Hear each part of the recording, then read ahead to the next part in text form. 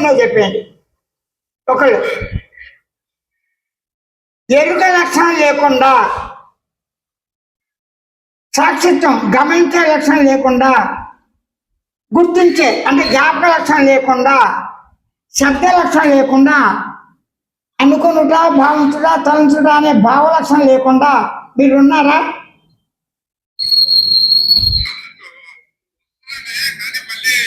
వద్దు. మీకు ఆ లక్షణాలు ఉన్నాయా లేదా? ఇప్పుడు స్వామితో మాట్లాడుతున్నారు, నన్ను గుర్తించారు జ్ఞాపక లక్షణం, నన్ను గమనించారు సాక్షి లక్షణం, నన్ను తెలుసుకున్నారు తెలివి లక్షణం. ఈ 3 లక్షణాలతో మాట్లాడుతున్నారు. నేను చెప్పే తిరిగేస్తున్నారు, మన్నం చేస్తారు. ఈ లక్షణాలు మీకు ఉన్నాయా లేదా?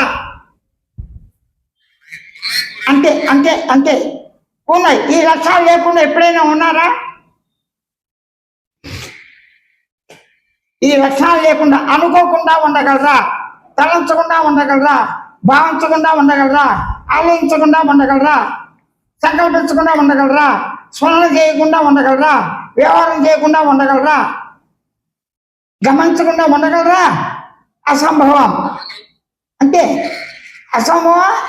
అయితే అనుకోవటం మానేయండి, శబ్దం చేయటం మానేయండి, గమనించడం మానేయండి. ఎరుక లక్షణం లేకుండా ఉంటారు ఎప్పుడైనా? ఎలా ఉంటారు చెప్పండి? ఎరుక లక్షణం లేకుండా ఎలా మాట్లాడారు? గమనించి గుర్తించే లక్షణం లేకుండా ఎలా మాట్లాడారు? ఎరుక లేకుండా ఉంటారా? గమనించకుండా ఉంటారా? ఉంటారు. ఒక నిద్రావస్థలోనే, గాఢ నిద్రలో ఉంటారు. ప్రతి మానవుడు నేను దేహాన్ని, నా దేహం నన్ను నేను అనుభవిస్తున్నాను, నేను మనసుని, నేను బుద్ధిని, నేను చిత్త అహంకారం అని అనుకునేవాడిగా నేనే ఉన్నాను, నన్ను నేను అనుభవిస్తాను. నీ కళను నువ్వు అనుభవిస్తున్నావు, నేను కళను, నా కళని అనుభవిస్తున్నాను. నేను నల్లగా ఉన్నాను, నేను అందంగా ఉన్నాను, నేను రోగిని, నేను పేషెంట్ని అని నన్ను నేను అనుభవిస్తుంటే అహంకారం ఉంటారు. అసలు చిన్నపిల్లల దగ్గర అంటారు కదండి, నేను ఎప్పుడు సరదాగా ఉంటాను, సరదాగా నవ్వుతాను, ఏడుస్తూ ఉంటాను, నవ్వుతూ ఉంటాను. మీ లక్షణాలు గమనించి గుర్తించి తెలుసుకుని మీరే అనుభవిస్తారు. ఇక్కడ రెండో వ్యక్తిత్వ పని ఉందా?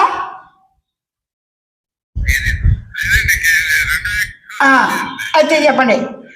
దేహం ప్రస్తుతం నేను దేహంతో ఉన్నాను, మీరు ఉన్నారు.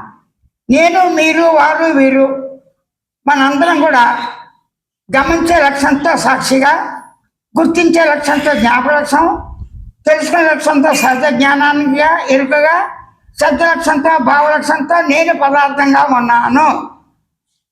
వాస్తవమా కదా? అప్పుడు నేను ఎవడనే ప్రశ్న, నా మూలాన్వేషణ ఏంటి, నా మూలం ఏంటి, ఇది ఉంది ఇది లేదన్న ప్రసక్తే అవుతుంది. ఇప్పుడు నేను సూచన ఇస్తాను నేరుగా. ఒకళ్ళు కళ్ళు మూసుకొని మిగతా ఇద్దరు కళ్ళు తెరవండి.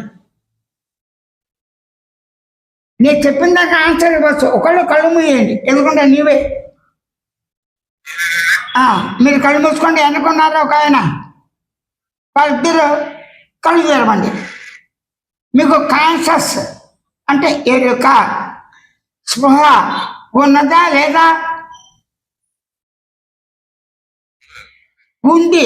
ఉండబట్టి ఉందంటారా? కొత్తగా ప్రయత్నం చేస్తారా?